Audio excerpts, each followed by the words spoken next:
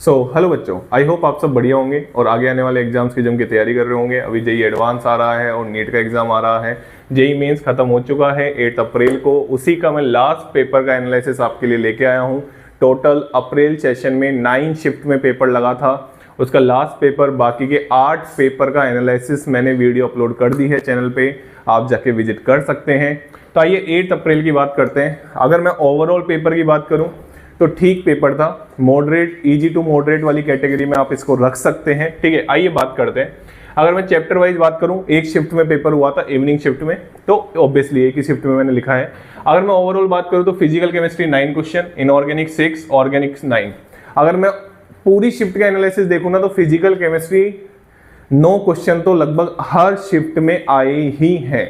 ऐसा कोई शिफ्ट नहीं हुआ जिसमें 9 क्वेश्चन, 9 से 10 क्वेश्चन तो फिजिकल केमिस्ट्री में देखे ही गए हैं। और ऑर्गेनिक का भी ऐसे ही हाल रहा है। हाँ, इनऑर्गेनिक अप्रैल शिफ्ट में आप मान सकते हो थोड़ा सा कम रहा है इसका मामला, ठीक है, इनऑर्गेनिक का। ठीक है, चलिए अगर चैप्टर वाइज बात करूं, सबसे पहला चैप्टर, इतना मोल कॉन्सेप्ट का इतना सिंपल क्वेश्चन आया था जो हम स्टार्टिंग में ही पढ़ा देते हैं। नंबर ऑफ मॉलिक्यूल निकालना, वेट क्वेश्चन ने दे रखा था, मैच द कॉलम का क्वेश्चन था, आराम से आप उसको सोल्व कर सकते थे। एटॉमिक स्ट्रक्चर की बात करूं, रेशियो ऑफ एनर्जीज पूछी थी, वेवलेंथ दे रखी थी, E बराबर hc/λ फॉर्मूला लगाना था, आराम से पलक झपकते ही आंसर आ जाता। ठीक है ना। चलिए बोर्ड के ऑब्वियसली hc/λ, E बराबर एनर्जी बराबर hc/λ हम पढ़ लेते हैं। ठीक है, चलिए थर्मोडायनेमिक्स की बात करूं, थर्मोकेमिस्ट्री से क्वेश्चन था, डेल्टा H0 रिएक्शन आपको निकालनी थी, बाकी की डेल्टा H0 रिएक्टेंट और प्रोडक्ट की क्वेश्चन ने दे रखी थी। ठीक है ना। चलिए केमिकल इक्विलिब्रियम, इस बार भाई अप्रैल सेशन में तो केमिकल इक्विलिब्रियम ने मतलब बहुत बहुत अच्छा आया है। ठीक है, 2 क्वेश्चन केमिकल इक्विलिब्रियम के आए हैं, एक क्वेश्चन तो बहुत फर्जी क्वेश्चन कैरेक्टरिस्टिक ऑफ के इक्विलिब्रियम पे, और एक क्वेश्चन केपी के बेस पे था। ठीक है, आपको 2 रिएक्शन दे रखी थी, उनका केपी दे रखा था और आपसे पार्शियल प्रेशर पूछा था। ठीक है ना। चलिए आयनिक इक्विलिब्रियम साफ कोई क्वेश्चन नहीं आया, रिडॉक्स रिएक्शन साफ कोई क्वेश्चन नहीं आया। अब बात करते हैं सॉल्यूशन की। सॉल्यूशन से 2 क्वेश्चन आए हैं, ये स्टेटमेंट वाइज क्वेश्चन था जो तीनों पॉइंट्स को इंक्लूड करके 2 स्टेटमेंट पूछे थे। ये कंसंट्रेशन टर्म और ये भी स्टेटमेंट वाइज क्वेश्चन था। एक में तो कंसंट्रेशन टर्म का यूज था, एक में उन्होंने पूछा था, एक एग्जांपल दे रखा था और उन्होंने पूछा था क्या ये पॉजिटिव डेविएशन शो करता है, तो आपको स्टेटमेंट वाइज क्वेश्चन का आंसर बताना था। ठीक है, मैं आप सभी को बता दूं ये मेमोरी बेस्ड है, मैंने अलग अलग साइड से क्वेश्चनों को एक साथ करके आपके सामने लेके आया हूं।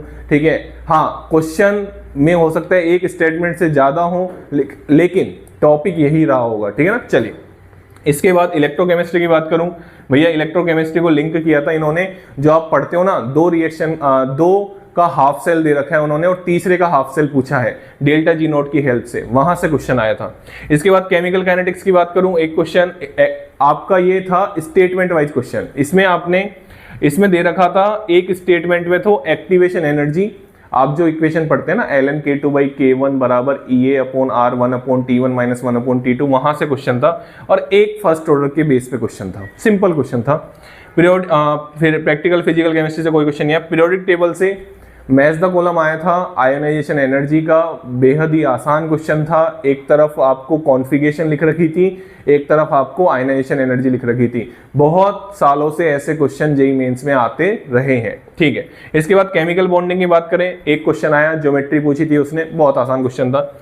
इसके बाद डी एंड एफ ब्लॉक भी भाई अच्छा खासा आया है अप्रैल सेशन में। ठीक है, एक क्वेश्चन प्रॉपर्टीज के बेस एनसीईआरटी, एक question D and F block के आयंस उन्होंने दे रखे थे, फिर उन्होंने कलर पूछा था और डायामैग्नेटिक नेचर पूछा था। डी ब्लॉक के जो आयन थे उनमें तो कलर पूछा था और एफ ब्लॉक के जो आयन थे उसमें पूछा था डायामैग्नेटिक है या नहीं। इस बार एफ ब्लॉक भी अच्छा आया भाई, है ना, 3-4 क्वेश्चन देख लिए मैंने अप्रैल में।